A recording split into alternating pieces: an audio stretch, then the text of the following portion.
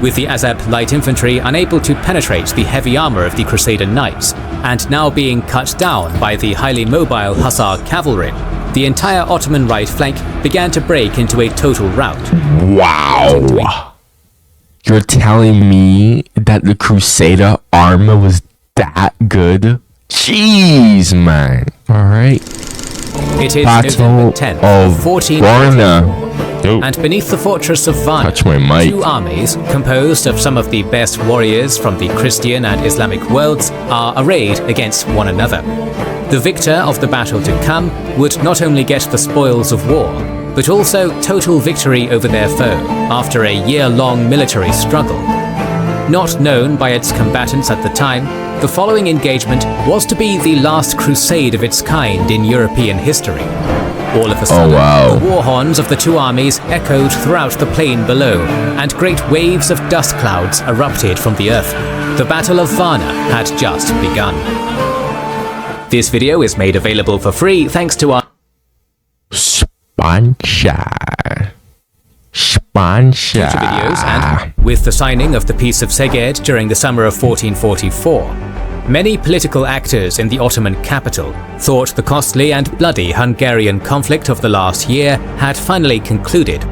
A steady peace had fallen upon the Balkans, as an independent and neutral buffer state in the form of Serbia had been re-established, and prisoner swaps between Edirne and Buda took place. A 10-year... Bro, how many times is Serbia gonna like come in and out, in and out, in and out? Is that one moment it's a vassal, next moment it's annexed, next moment it's back again. Truce had also been established between the two sides, which gave into the illusion that the wars of the last few years had indeed concluded for good. Likewise, peace with the Karamanids was secured in August for the price of handing over the border towns of Akşehir and Beyşehir back to the Bey of Konya. Peace in the west and east had been secured. Yeah. As he was presiding over a peacetime government, Sultan Murad II began taking steps to ensure the future of his imperial dynasty and sultanate. The last 12 months had been personally tragic and militarily disastrous for the Sultan of the Ottomans. In addition to the major military defeats of 1443 and the humiliating peace settlement of 1444, he had also lost his beloved son and heir apparent Shehzade Alaeddin in a horse riding accident in Anatolia. While his favorite son was being buried in Bursa, Murad called for his sole living son, Shehzade Mehmed, to depart from the province of Amasya, where he was governor, and go to the Ottoman capital at once. With a steady peace in Europe secured, the Ottoman Sultan wished to abdicate his throne to his 12-year-old son and retire from public life. The wars and politicking of the last so relatable. 23 years, relatable. Murad mentally exhausted. As a result, I feel that so hard. Philosophy and spiritualism at his garden palace in Manisa, away from the scheming halls of Edirne. Many in the Ottoman court initially frowned upon the Sultan's abdication plans, as his successor was a relatively inexperienced member of the House of Osman. It was only after some political persuasion by Murad, on the basis of securing a peaceful transition of power for the Sultanate, that the plan was finalized. Many still remembered the chaotic ascensions of Mehmed I and Murad II, and the civil wars that engulfed the first years of their reigns. With the constant threat of Orhan Çelebi from Constantinople always being ever present, Ottoman statesmen and the religious ulema respected their sultan's wishes to retire. By late August 1444, Shehzade Mehmed had arrived in the Ottoman capital and was proclaimed Sultan as Mehmed II, while his father travelled off to Manisa. My boy had enough, man. Honestly, respect to that. Honestly. With the majority of the Ottoman army in Anatolia and a boy sultan now residing in Edirne, the push for another crusade had become incredibly popular within Władysław's court in Buda. The Polish-Hungarian monarch had already pledged to continue his war against the Muslims even during the peace talks of the summer, but the surprising news of Murad II's sudden retirement and a child now occupying the Ottoman throne had given more life to the young king's ambitions. more good news came at the end of August when a combined naval fleet from the Papacy, Venice and Burgundy began their promised joint blockade of the Dardanelles and Bosporus Straits.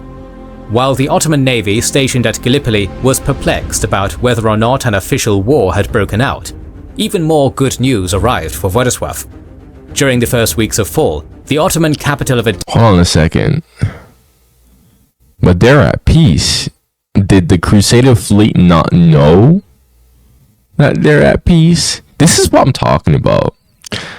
Like, how do people, like, when something like this happens, how do they know? Like, how long does it take for other parties to know that, you know, they're at peace, to like get the message? Surely this would have taken a while, right? Because in all these videos that I watched, it's always like, oh, this party how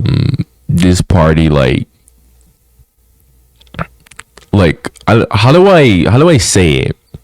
Like, for example, let's say you have a war and, you know, you make peace. They're like, oh yeah, everyone knows that they're at peace now. I'm like, I don't think that's how that'll work, right? Because they didn't have like instant messaging like us. So I'm always like, how do they always like be notified of like recent events? And not only that, how do they respond to it appropriately? Because wouldn't events have already be obsolete by the time it reaches them?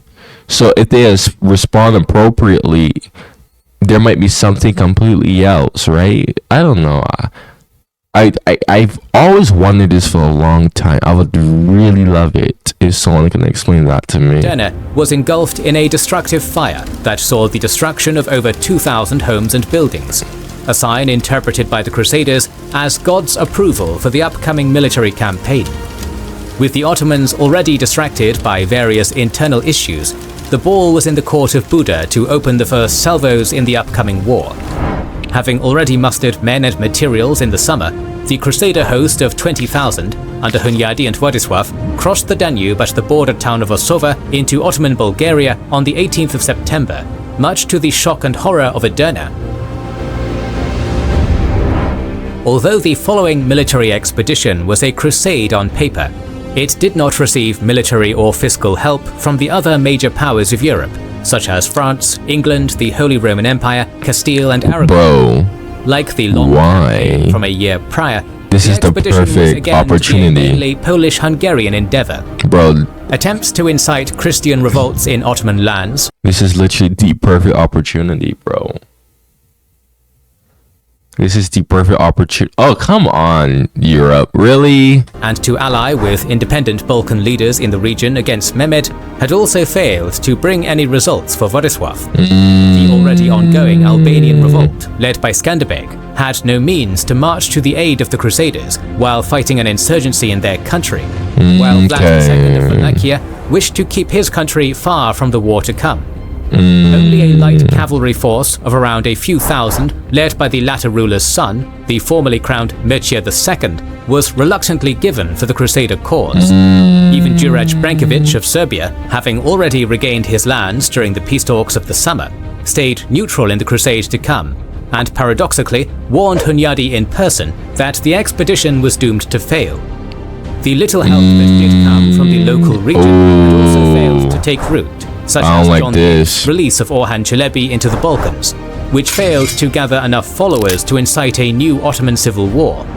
In spite of these developments, the military campaign continued on, as morale was high. What if I told you there was a... Like with the long campaign the year prior, the main goal of the new crusade was to re-establish a number of Christian buffer states in the Balkans, while at the same time coming to the aid of Constantinople. After spending 4 days crossing the Danube, the Crusader army retraced the steps of King Sigismund's fabled crusade of 48 years past by marching eastwards, hugging the southern bank of the Danube. The Ottoman towns of Vidin and Oryahovo were captured and sacked in short sieges, and again their Turkish garrisons and inhabitants were slain. On the 20th of October, the fortress town of Nicopolis also fell to the Crusaders, thus avenging the events of 1396. Believing that the bulk of the Ottoman army was stranded in Anatolia due to the blockade, the Crusaders began their forced march on Edirne by following the Osam River south in order to pass through the Shipka Pass. Unbeknownst to them, the former Sultan Murad and his grand host were merely a week's march south. A month prior, the initial Crusader invasion had caused a mass general panic in Edirne, as many thought Hunyadi was weeks away from sacking what was left of their burnt-down city. As a makeshift moat was being constructed around the Ottoman capital, Mehmed II's advisors sent urgent letters to an obstinate Murad who was in Manisa, but to no avail. The former sultan insisted that he had abdicated the throne, and that now the current crisis was for his son to solve.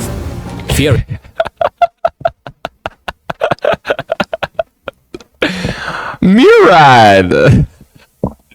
Nah, bro, Murad, you can't just do that. No. He said, nah, bro, Murad really just said, I'm out. I quit. Yeah, I quit.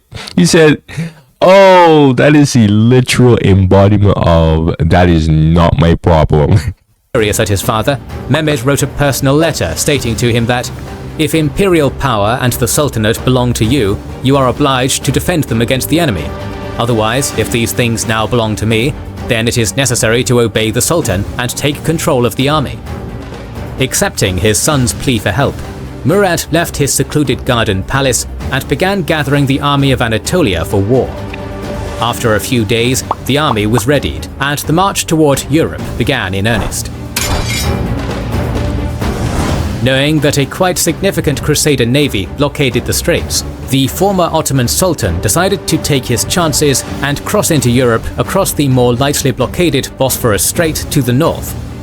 With the help of Grand Vizier Jendeli Halil Pasha the Younger, the Ottoman Anatolian army crossed into Europe under the protection of cannon fire from the Anadolu Hisarı, much to the dismay of the Crusaders. However, it wouldn't have been possible in the first place without the transport ships deployed by the Genoese, as they were fearful of potential Venetian gains from the crusade, and so supported Edirne's war effort. The unexpected strait crossing was to be a turning point in the crusade, as Edirne now had a proper army and a military leader capable of facing head-on the White Knight of Transylvania.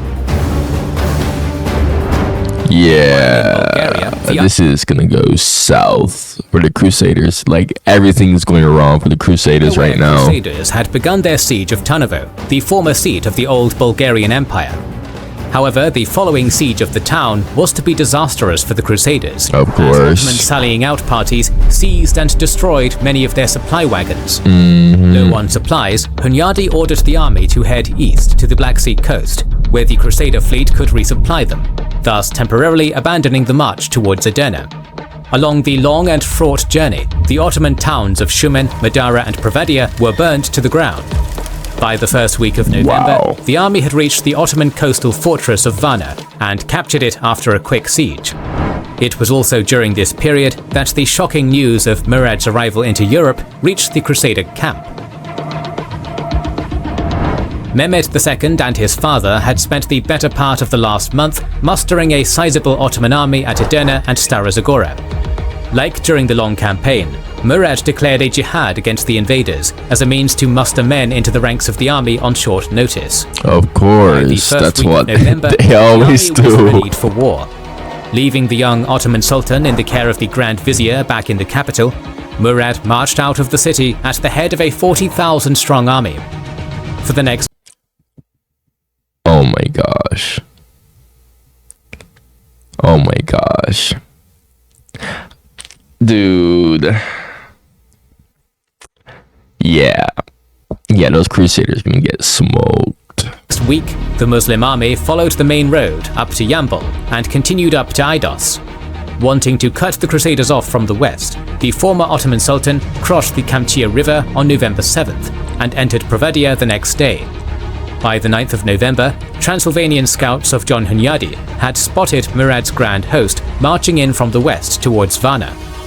Being cornered with the sea to their backs and the supply fleet nowhere to be seen, the Crusader Council decided to engage the Ottoman army the following morning. In the War Council, Hunyadi declared, "To escape is impossible, to surrender is unthinkable. Let us fight with bravery and honor our arms."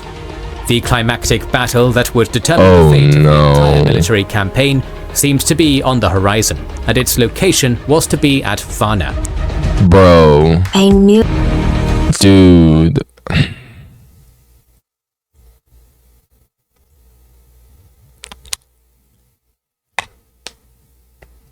Bro. They're literally their backs are facing the sea. This is gonna go so poor. I thought this was gonna be like hype. I mean, at first it was, but then when it continued, clearly showing that the Crusaders are gonna, On the morning of November 10th, both the armies of Murad and Władysław III assembled on a plain overlooking the fortress. Oh of my Varna. gosh, this is such a To the east horrible, lay the Black Sea, while Lake Varna and the horrible forested position to be Franca in. lay to the south and north, respectively. The former Ottoman Sultan deployed his men in a crescent formation across the entire mouth of the plain, stretching for over 5 miles.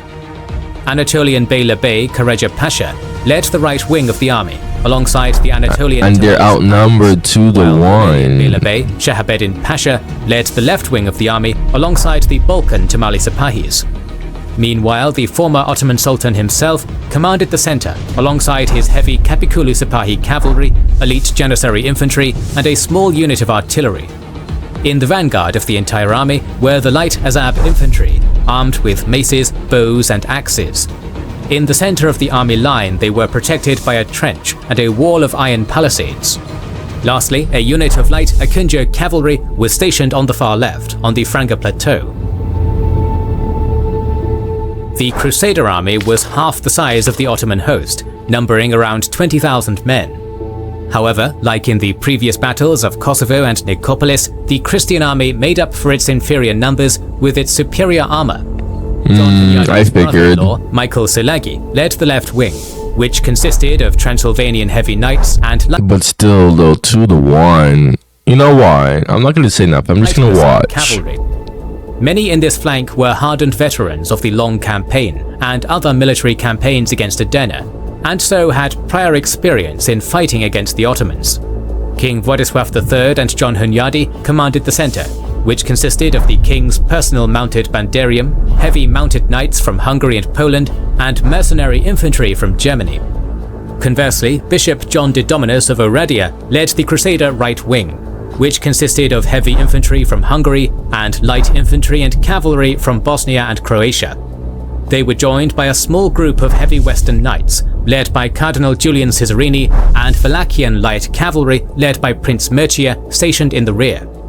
Lastly, behind the entire Crusader army was a line of fortified war wagons, crewed by Czech mercenaries, armed with crossbows and small artillery pieces. The battle began with a general charge of the left flanks of both armies. Starting on the Hungarian left, Michael Szilágyi led. That's the thing, bro. Murad is in the right. He's in the right. Honestly. The Crusaders are the one who preached the peace. I can't even say anything.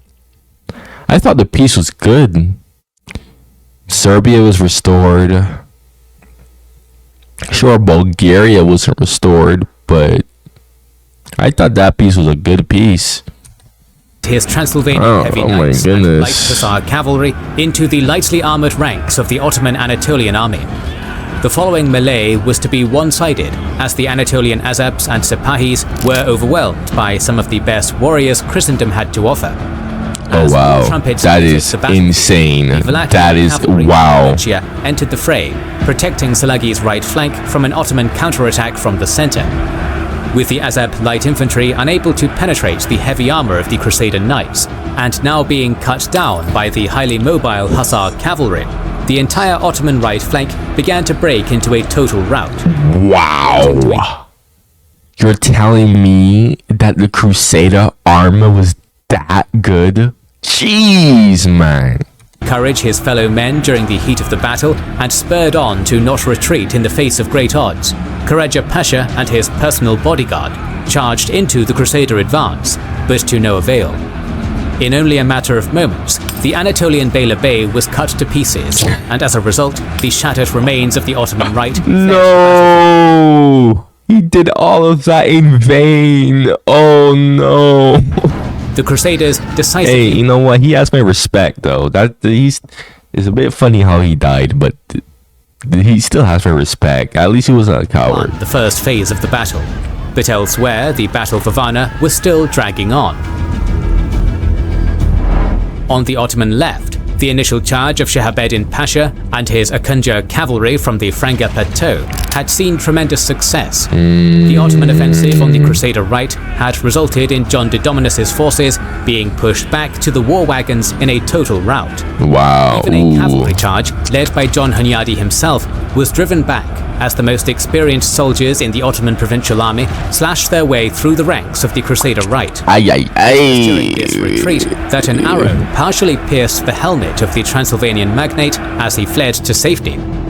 Having captured 4 Crusader banners in the initial advance, the Ottoman left continued pushing forward in the direction of the Black Sea in order to finish off the Crusader right.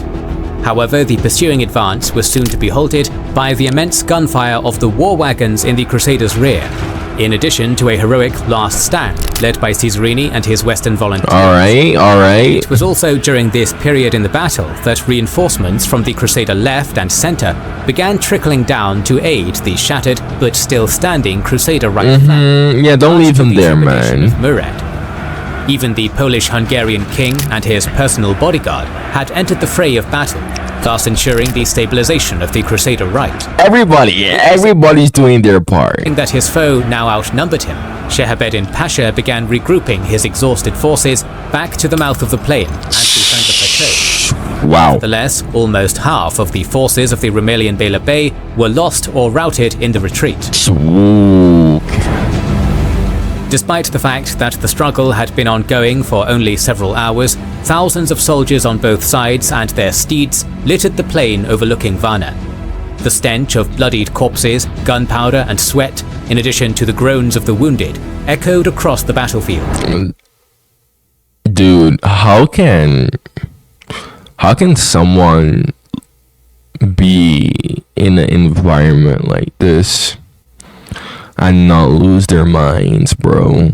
I don't get it. I always wanted that in my life. Like, you see how the world is today now?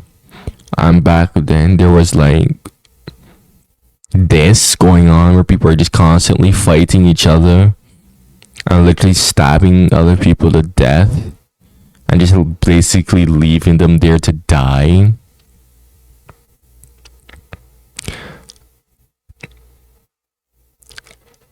I always just wondered, like, how can you not feel a certain way of doing that? And then the groaning, oh man, that is just how could you not feel a certain way, bro? Like, how? Much of the Ottoman army had either fled the field or were killed in battle, while the exhausted Crusader army had also sustained heavy casualties of their own. As a result of the bloody toll suffered in the struggle for Varna and the hot afternoon sun now shining above the battlefield, a pause in the fighting took place between the two armies. With the exception of the Wallachians, who were plundering the former camp of Karaja Bey, the bloodied and jumbled Crusader army now began regrouping its forces for a final assault on the Ottoman center. During this pause, John Hunyadi, Władysław III, and the rest of the Crusader leadership met behind the protection of the war wagons to discuss their next moves. I grew up always. Okay. The White Knight of Transylvania urged his monarch to regroup and rest the army while waiting for Murad's exhausted host to either make a desperate attack on their positions or withdraw from the battlefield. In contrast, was thinking that myself. I don't see why you would need to attack.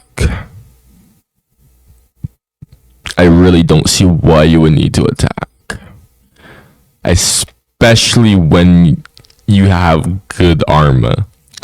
Like, if you sit there and you don't do anything, like, you will put them in a position where they would have to retreat or they would have to attack.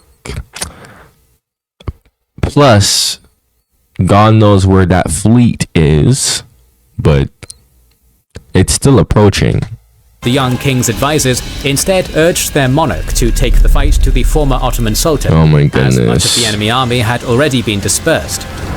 Oh What followed no. was a furious power struggle between the Polish-Hungarian nobility and the Transylvanian nobility led by Hunyadi over the approval of their monarch. At the end of the meeting, the 20-year-old Władysław had fallen victim to his own vanity and thus sided with the former group. Oh King drew his no. sword and led a group of around 500 heavy-mounted knights in a charge directed to the Ottoman center. As Hunyadi had 500? predicted, the former Ottoman Sultan was in the process of withdrawing from the battlefield. But upon seeing the enemy king's royal standards charging towards him, he prepared for a final engagement. No. Oh my gosh. Why are these, I mean, Hungarian people aren't European, but why are these Europeans so foolish? Almost immediately, Władysław and his mounted knights were bogged down in the iron palisades protecting the Ottoman center, in which many succumbed to gunfire and arrows while trying to breach the fortifications. After a short and bloody struggle, a path was opened up over the fortifications, and the Crusader knights charged into a group of entrenched Azabs and elite janissaries. Many on both sides were slain in the gruesome hand-to-hand combat. Seeing the Ottoman royal tent off in the distance during the heat of battle, Władysław and his personal guard broke off from the main group of knights and... Oh my god. No, don't tell me. Is this gonna end how I think this is gonna end? Bro, the Crusaders literally had this in the bag, bro. Oh my gosh. They literally had this in the bag. They literally had this in... Oh my gosh. No way, bro. began their charge toward Murad. No way, However, bro. it was during this charge that a member of Murad's personal Sulak guard, a man by the name of Koja Hazir, rose to the occasion and knocked the Polish-Hungarian king off his steed with his battle axe. Laying helpless and dazed on the ground, Władysław gasped his last breath as the guardsman lopped his head off before putting it on top of a pike.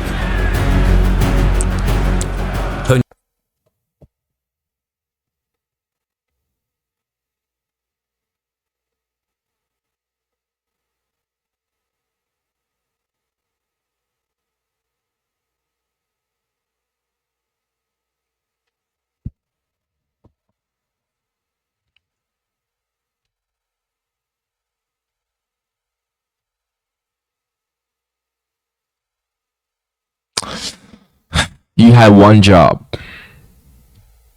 This is literally the definition of you had one job. One job. Hunyadi, along with his Transylvanian knights, were the first to hear of the king's death, as they had been close behind his fateful final charge. The Transylvanian magnate waged a considerable struggle to retrieve his monarch's corpse all throughout the evening into sunset, but to no avail. Unable to break through the janissaries, Hunyadi took his portion of the Crusader army and began his retreat up north through the Franga Plateau under the cover of night. Many were killed during the hectic retreat, as Ottoman Akunja horsemen trapped many lost Crusaders in the numerous dark ravines of the plateau. By the following morning, Murad had regrouped his remaining forces with Shahabedin Pasha's left flank and began spreading the surprising news of Władysław's death for all to hear. This resulted in many Ottoman units that had been routed the previous day returning to the battlefield, as morale in the Muslim camp once again went up. Meanwhile, the remaining Crusader army at Varna had camped overnight behind their war wagons, believing they had won a great victory for Christendom, not knowing the disaster that befell their valiant leader. It wasn't until the reformed Ottoman army had marched up to their camp and showcased the severed head of Władysław on a pike that any Crusader notion of victory over the Turks disappeared. The second struggle for Varna lasted until the evening, when the remaining demoralized and leaderless Crusader troops broke under the weight of a full-on Ottoman assault. While Mircea and Michael Szilágyi barely fled the battlefield with their lives, John de Dominus of Oradea, Cardinal Julian Cesarini, and the rest of the Christian army perished in the heat of battle. And with that, the Battle of Varna was over. They had this in the bag. They literally won. They literally won. The Christians literally won. I'm flabbergasted right now. The Battle of Varna had resulted in a Pyrrhic victory for the Ottoman Sultanate. Although the war between Edirne and Buda persisted for another half-decade, the victory at Varna ensured Ottoman presence in the Balkans for centuries to come. The Crusade of Varna was the last time Christian powers made a major effort to expel the Ottoman Turks from Europe under papal backing. Dude, imagine if he just didn't charge. The Balkans probably would have been liberated. Oh my. The battle had also politically destabilized Hungary and Poland, as both nations were engulfed in respective succession crises. Only time would tell if the Ottomans under the young Mehmed II could capitalize on their victory over Hungary and take the fight to Buda. In the next episode of our series on the early history of the Ottomans, we will look at the continuing wars between Edirne and Buda in the years after the Battle of Varna, in addition to a certain rebelling Albanian lord in the form of Skanderbeg. To ensure you don't miss that, make sure you are subscribed and have pressed the bell button. Recently, we have started releasing weekly Patreon. Look, man, the amount of brain cells that I lost is immense. Anyways, make sure you just like the video and subscribe. If you have any suggestions, just tell me in the comments down below. I'm done here. Thank you for watching. Goodbye.